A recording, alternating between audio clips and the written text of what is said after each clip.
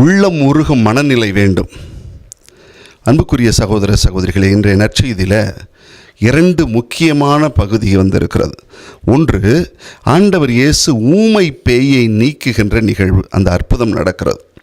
2வது, இயேசுவினுடைய பரிவு உள்ளம் மக்கள் மீது ஆயனில்லா ஆடுகள் போல் இருப்பதனால் அவர்களுடைய நிலையை பார்ப்பதும் அந்த நிலையை போக்குவதற்கு மற்ற எல்லோரையும் அழைப்பதையும் தான் இன்றைய நற்செய்தி நமக்கு சொல்லுகிறது.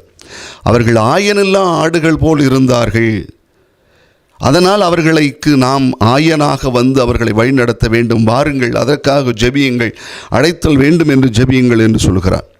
இங்கே ஆன்மீகத்தோடு நல்வழிப்படுத்துதலையும் மனுக்குலம் செய்ய வேண்டும், நாம் செய்யணும். அத்தகைய நிலைக்காக காத்திருக்கும் மக்களுக்கு நாம் பணி செய்ய வேண்டும் என்று. இதை செய்யறதுக்கு தான் ஆள் வேணும். அதாவது ஆன்மீக தாகத்தோடு எனக்கு யாராவது நல்வழி காட்ட மாட்டாங்களா அப்படின்னு இயங்குகிறவர்களுக்கு பணி செய்வதற்கு ஆள் தேவைப்படுகிறது என்று சொல்கிறார். இங்கே இன்னொரு விஷயத்தையும் சொல்கிறார் பாருங்கள் இயேசு. இங்கே பரிவு காட்டுங்கள் என்கிறார். பரிவு காட்டு, மற்றவர்கள் மீது நீ பரிவு காட்ட வேண்டிய அழைப்பை ஏற்றுக்கொண்டு வா அப்படின்னு சொல்லி நம்ம சொல்லுவாங்க இல்லையா, பரிவு காட்டுங்க, பரிதாபப்படாதீங்க அப்படிம்பாங்க. கம்பேஷனேட்டாக இருங்க, பிட்டிஃபுல்லாக இருக்காதீங்கம்மா, ரொம்ப பரிதாபப்படக்கூடாது. இது ஆன்மீக ஸ்பிரிச்சுவலாகவும் சரி, ஹியூமனாகவும் சரி, நம்ம பரிவு காட்ட வேண்டுமே ஒழிய பரிதாபப்படக்கூடாது. ரெண்டுக்கும் கொஞ்சம் வித்தியாசம் இருக்குது. பரிவு காட்டுவது என்பது என்ன தெரியுமா, ஏதோ தூர நின்றுக்கிட்டு அவங்களுக்காக சப்பு கொட்டுறதில்ல, பாவம் இல்லை அப்படின்னு சொல்லிக்கிட்டு தூர நின்றுக்கிட்டு சொல்கிறது இல்லை.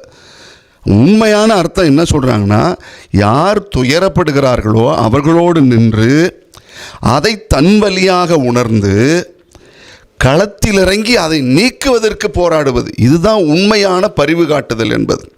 1993-94 நமக்கு எல்லாருக்கும் தெரிஞ்சிருக்க வாய்ப்பு உண்டு. இந்தியாவில் பல பகுதிகளில், குறிப்பாக மகாராஷ்டிரா லாத்தூர்லேயும் குஜராத் சூரத்துலேயும் அதிகமாக சொல்லுவார்கள் என்னென்னா பிளேக் நோய் வந்ததுன்னு சொல்லி.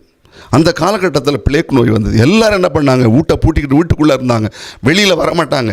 எலி வழியாக காற்று வழியாக இது பரவுதுன்னு சொன்ன உடனே எல்லாரும் வீட்டை பூட்டி விட்டு வெளியூருக்கு போகிறது, இப்படி ஓடிக்கிட்டு இருந்தாங்க. இந்த மாதிரி இருந்த சூழலில் இந்த உலக நாடுகள் எல்லாம் என்ன செய்ததாம், இதை போக்குவதற்கு பரிதாபப்பட்டு எல்லா நாடுகளும் நிதி கொடுத்தார்கள்.